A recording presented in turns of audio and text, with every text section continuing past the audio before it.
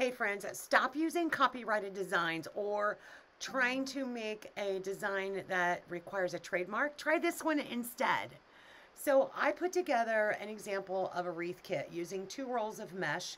For this one, I used a 10-inch white mesh, and then I also used a 10-inch blue poly jute mesh. If you think about football or the NFL colors, we can go any direction just by using a neutral sign such as this wood sign that says Go Team. We can pair it up with just about any color combination. So the example that I start out with here is just a simple 2.5-inch green that looks like a football yard line. But you'll notice that I added some navy blue and some stars with a silver background. Are we starting to see a trend already with just those colors? But now if I add a little bit of white in there, we are definitely pulling out the colors of Dallas Cowboys. So think about the colors of your favorite football team, such as, what about the Pittsburgh Steelers? We could go black, blue, red and silver. New England Patriots, nautical blue, silver, and red. You know the colors of your favorite football team, or maybe it's your husband's or your father's football team. And of course, the same rules are going to apply to any sports team. So here we have some purple and yellow. Just by taking those colors and blending them in, we now can support our favorite team without that copyright infringement, and that's what's important. Let's get this party started and let's get our mesh prepared to add to our frame. So as I mentioned, it comes with 2 rolls of mesh. Both rolls of mesh are going to be actually 20 inches. So we're going to cut 20-inch strips of the blue and 20-inch strips of the white. Now this particular wreath frame that comes with the design that I am showing you here has 18 twist ties on it. So I am just cutting the mesh to fit within those amount of twist ties. So I took my 10 yards, divided it by 18 twist ties, and I came up with 20 inches per cut. So we're going to do that for both the blue mesh and the white mesh.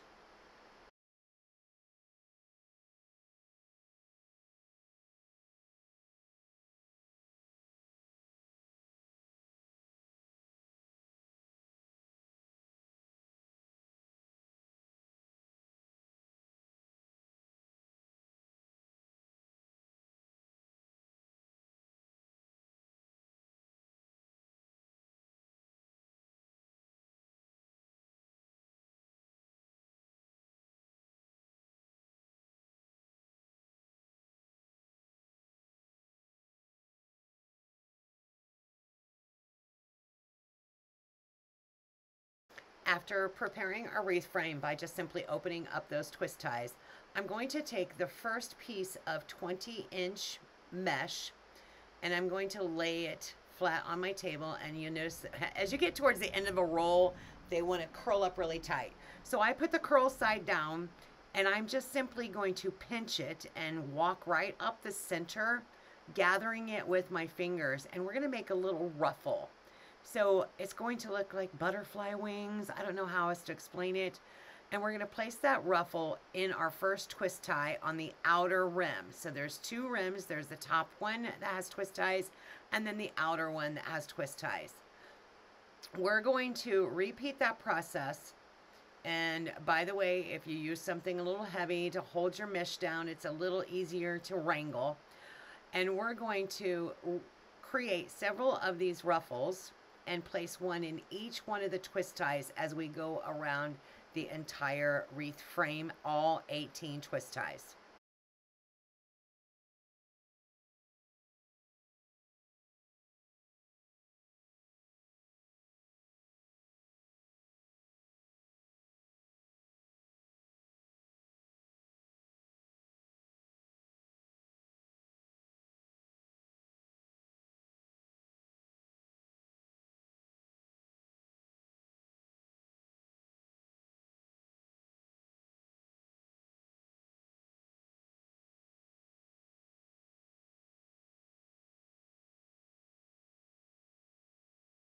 Once you've got the entire outer rim completely covered or added your ruffles to the outer rim, now we're going to start on the top rim and just repeat the same exact process. Take a piece of that 20-inch ruffle or 20-inch mesh, lay it out flat, pinch it in the center, and then walk it right up the middle to make that ruffle. Remember too that when you're working with mesh, all mesh will fray. All mesh will fray. There's no way around that. However, one of the big secrets to working with mesh is the less you touch it, the less it will fray. So I always make it a really strong point to make sure that I am gently adding it to my frame and I'm not moving it around a lot once it has been cut and before it gets added to the frame.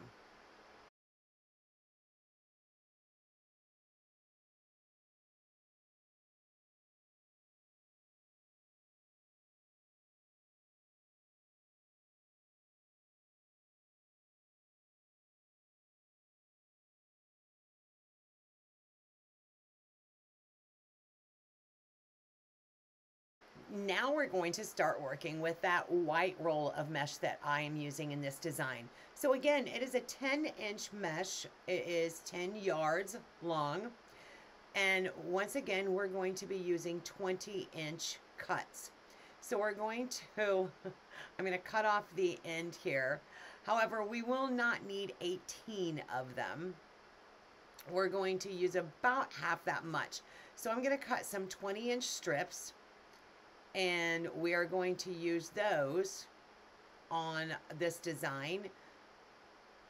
And for a total of, I believe I used 9 strips in here. So one every other twist tie.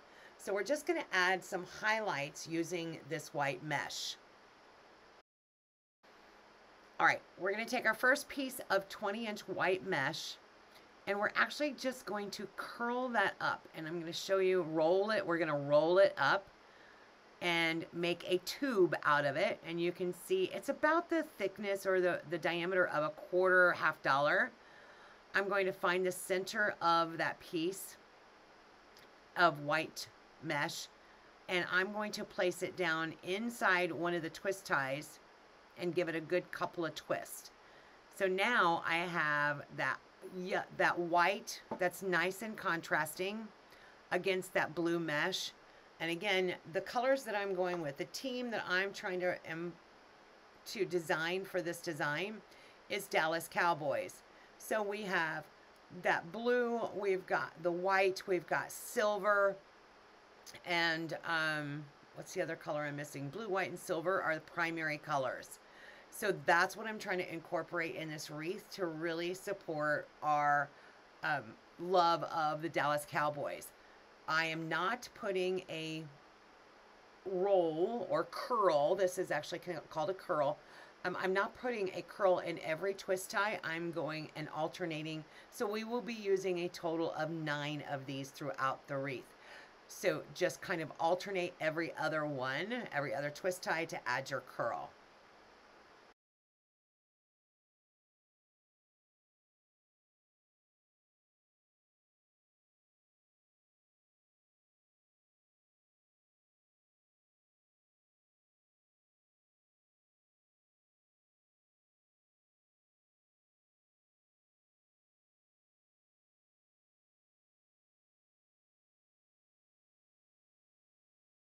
I always say this is where the fun begins because it really brings on some character from this point on.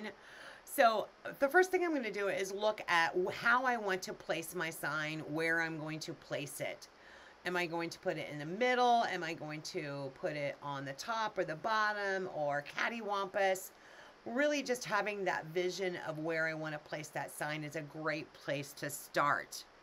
To attach my sign, I'm actually going to be using these pipe cleaners. I'm going to be using my staple gun, and I'm going to be using my hot glue gun.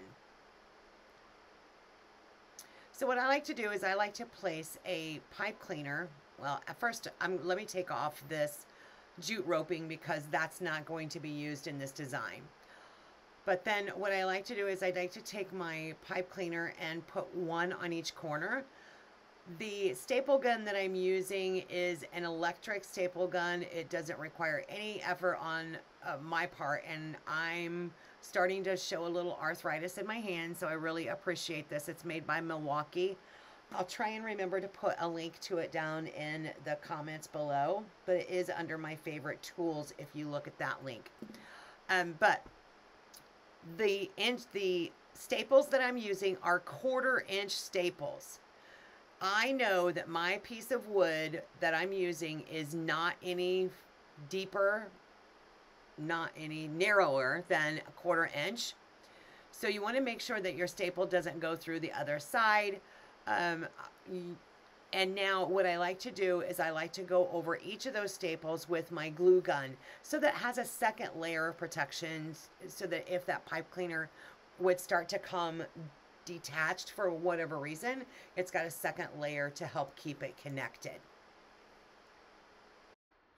Okay, now that I've added glue to all of those staples, let's talk ribbon. Let's give it a little more character with our ribbon. So this really brings a lot of the things to life. I'm going to be using my ribbon tail board, and if you look in the comments below, you'll see a link to ribbon tail board. My good friend Carrie makes these and sell these, and so I always encourage people to share with people where I get my tools from. But we're going to measure out this football yard line ribbon. We're going to make 12 inches, and we are going to cut 10 of them. We're actually going to be using this on the bottom row only, so you'll only need 10 of these yard line at 12 inches long. After I slide those off that ribbon tail board, I'm going to cut those on the edges where I've looped them around, and we will dovetail each end of the yard line 2.5 inch ribbon. And to dovetail it is just simply to make the ends look a little prettier. I usually can do more than one at a time, so you'll see me folding all 9 of these together. Fold them in half, wires side together, and then I cut like a little V shape out of the end. Oh, I see a spot that I missed. Oh, there we go. Oh, you know why? Because my glue gun had not completely heated up earlier, so that's why I forgot. I did not get those glued down yet, so I was waiting for my glue gun to heat up. There we go. Okay, onward to ribbon tails. All right, so I'm going to fold those in half, wire side together, and cut a little V shape in there. And now we have a V shape at the end of each of those ribbon tails. I'm going to repeat that for the other set of ribbon tails. But first, before my glue completely dries, I'm going to twist those pipe cleaners around on top of those staples and glue. And now I feel very confident that my sign and how I'm going to attach it is secure. All right, it's time to add our sign to our wreath frame. So the wreath frame is made of wire. What I like to do is I like to feed that pipe cleaner down through the mesh and then find a place on that wire frame to attach it to. So it just takes sometimes a little finesse depending on the weave of your mesh. The pipe cleaner might go through easily, and other times it may not. Actually, the tighter weave the mesh is a little bit better quality, so don't stress if it takes you a minute to get that fed through there. That just means that you got some really great product.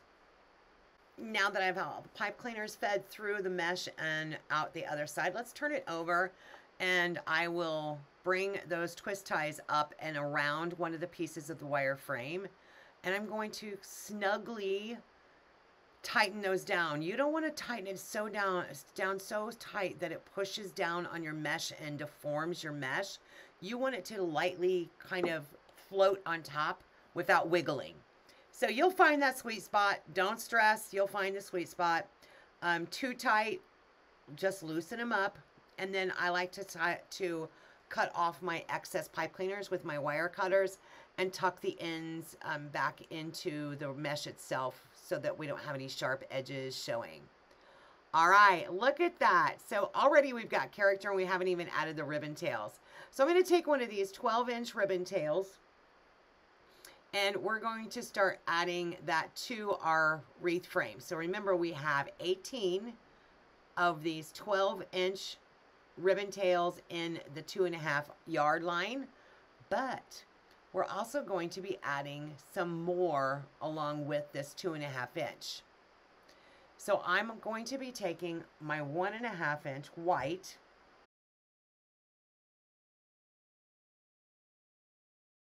so for this, I'm going to use my 1.5 inch white. This happens to be a 50-yard roll. So if you use a lot of, or if you make many projects, sometimes it's more economical to buy it in the larger sizes. So that's a 50-yard roll. My Easy Bow Maker makes a great spool holder. So I'm just going to put my spools of ribbon, get them prepared, and we're going to be cutting some more ribbon tails using the other ribbon here. So let's start with the white ribbon. Again, we're going to make some 12-inch tails, and for this we're going to cut 18 12-inch ribbon tails in the white. So we're going to repeat that process, make them 12, and as soon as we get done with those, we're going to start in on another color. Stay tuned.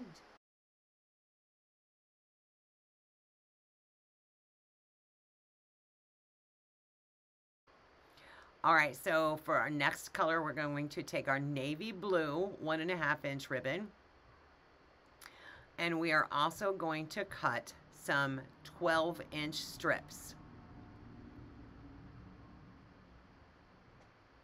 using our ribbon tail board, of course.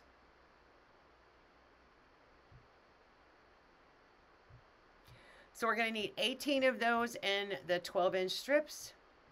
And now we're going to move forward with our silver and blue stars 1.5 inch ribbon. So each of these, we're going to have 18 of the yard line, 18 of the navy blue, 18 of the white, and 18 of the silver and blue stars. All of these are going to be 12 inches in length.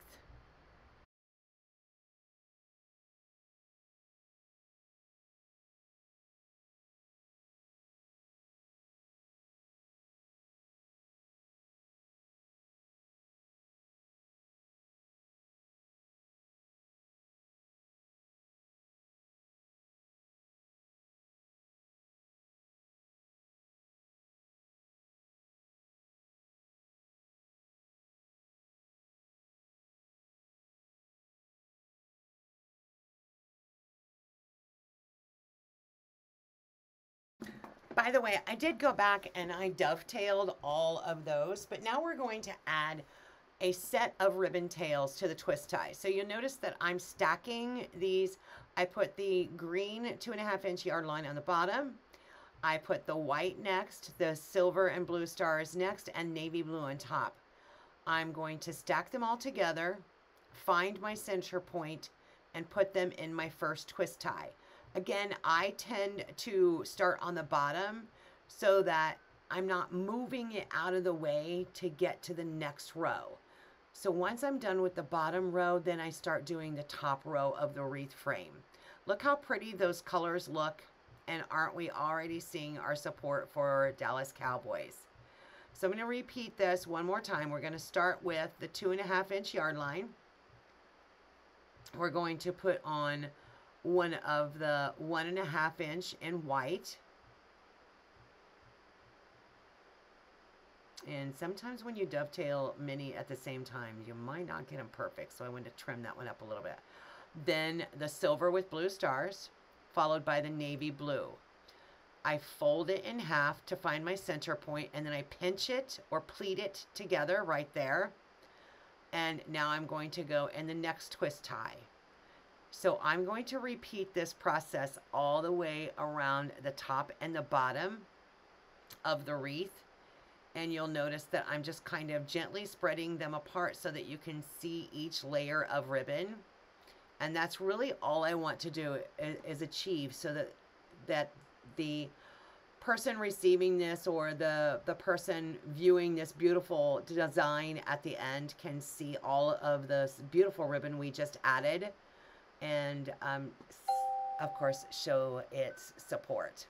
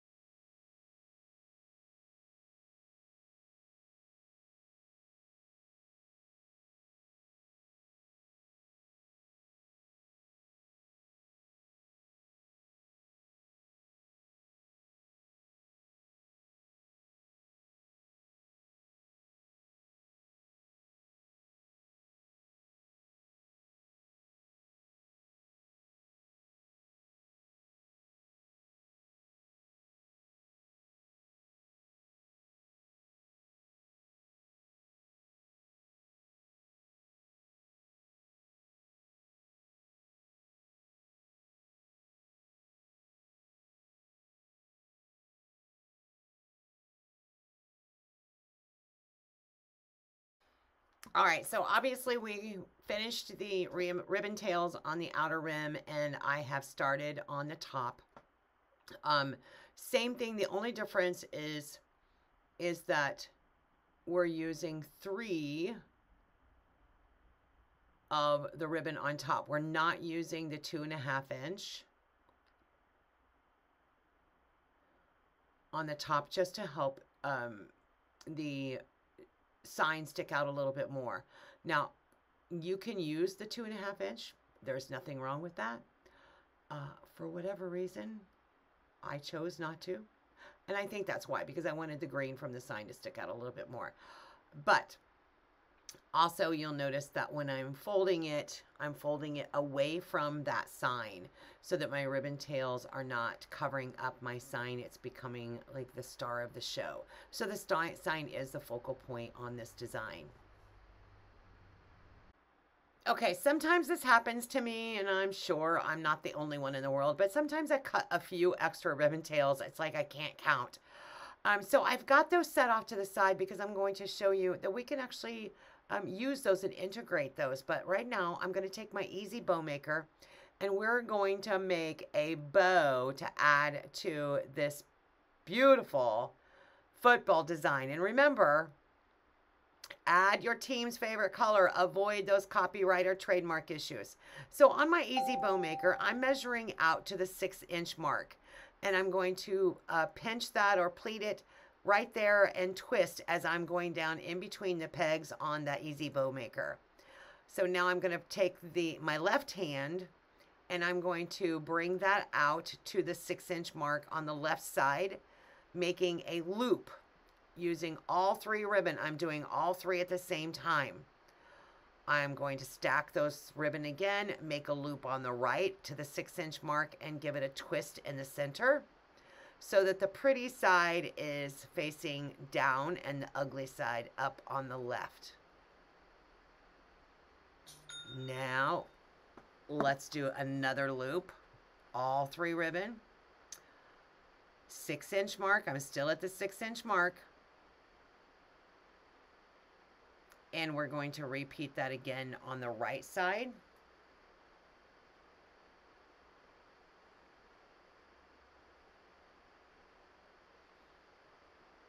Push it clearly, securely down in the center of those pegs.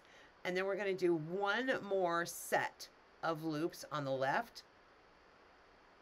and one more set of loops on the right. So I have all 3 ribbons stacked on top of each other, and we're going to do a total of 3 loops on the left and 3 loops on the right. And this time I'm going to leave that ribbon facing, I'm not going to twist it in the center as I go down. I'm going to leave it facing the same direction, and I'm going to cut those ribbon tails off at about the 6-inch mark. Now you'll notice there's my extra ribbon that I had when I made the bow to begin, or when I cut the ribbon tails. You can use that and integrate that into your bow as you're adding to. You can put it on the underside of this bow. You can add some on top. There's just all kinds of different ways, and it adds another element of dimension to your bow when you add some of those oops or ribbon tails. Or you can also start a whole new drawer of leftovers, right? But in this case, I'm going to take 2 of them and I'm going to attach them to the back. And so I'm just going to have extra ribbon tails on the back side. You'll see how beautiful this bow turns out by making all 3 loops the same size, doing all 3 ribbon at the same size, and then tucking away that extra ribbon tails in the back. Now I used 22 gauge floral wire and wrapped around the center of that and tied it securely with my hands. And now I'm going to fluff the bow. I'm going to separate all those loops we just added and stacked in there, and just simply pull them apart and stack the ribbon and the loops so that you can see the ribbon underneath it. So we just want that little whimsical kind of look going on here. And again, this makes a beautiful bow. Just the color combination altogether makes a beautiful bow, and it looks really nice. Keep working with it. You don't want your ribbon in your bow to be crimped or folded in any way. So you want to try and spread that out so that it's a nice fluffy full bow. Then that floral wire that I used, I made sure that when I cut it, I cut long enough strips. I usually do about 26 inches. I cut a 26-inch strip of floral wire when I tie it off, and then that way I have plenty of wire to use to go down through the mesh and attach it to that wire frame again. All right, you'll notice also if you have any ribbon tail ends that need dovetailed, I usually do that now before I add the bow to my wreath itself. So let's take that beautiful bow and get our wreath back down here and decide where we want to place it. Now, I like to have my signs at an angle. I think they're more eye-catching that way. So I want to put this up to the top left so that my sign is intentionally at an angle. So we're going to feed those wires down through the wreath frame, or through the mesh to the wreath frame, and reach behind and tie them to the wreath frame underneath. Be sure to watch this second bow, because this is going to be a little bit different than the first bow. First of all, we're going to be able to start out using this leftover ribbon. I'm going to use that 2.5-inch yard line and the other leftover pieces, and we're going to start with those. We're going to find the middle point, pinch it together, and then push it down in between those dowel rods on the Easy Bow Maker. So for this one, we're going to be using the 3 ribbon together again. However, for this one, we're going to be using 1 set of loops on each side.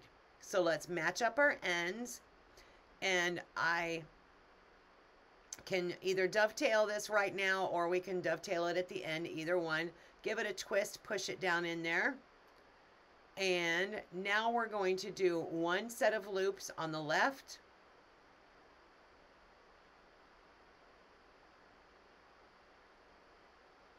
twist as we go down, 1 set of loops on the right, and this we're going to keep it straight up because we don't need a twist. It's going to be the last one. And now we're going to trim off that end, and actually this one is the end of the roll for that navy blue ribbon. So that's the end of the roll. Now I'm going to take a piece of that 22 gauge floral wire, again, about 20, anywhere from 20 to 26 inches, depending on how thick my mesh is. And I'm going to use that to secure my bow. I'm going to run it underneath that bow and twist it around the bow and tighten that wire around the center of the bow. All right, so I attached the smaller bow underneath the sign and give it a little fluff. And now I'm dovetailing the ends of the ribbon on the second bow. Don't forget that you can always embellish your designs with other things that can help represent your team without infringing upon copyrights. So like in this case, I'm going to use some silver glitter stars and add to our design. You can add, actually Dollar Tree used to, I've got a few here in my craft room, have some like foam footballs that I attached by running a wire through the foam and then using that wire and attach it to a design. You know, think about things for your team or whatever it is you want to represent. You know, when you start using things like, you know, using the words Dallas Cowboys, you've already infringed upon that trademark, that copyright, and you can actually get your entire business shut down for using trademark or copyrighted items and not have a license to do so. Now, in order to get some, you know, to get a license to sell those trademark things, Disney characters and things like that, you have to contact the right people at that particular company, and you have to get it in writing. And most companies will charge you a fee because you are earning money on their design. And so that's where it really comes to play. So guys, don't risk losing an entire business or an entire life over copyright infringements. You can support your team, you can support whoever, and still stay within the legal boundaries of supporting your favorite sports team, for example. I certainly hope you've enjoyed this tutorial as much as I've enjoyed making it. Go outside of the box and be sure to follow me and watch for more updated tutorials coming soon.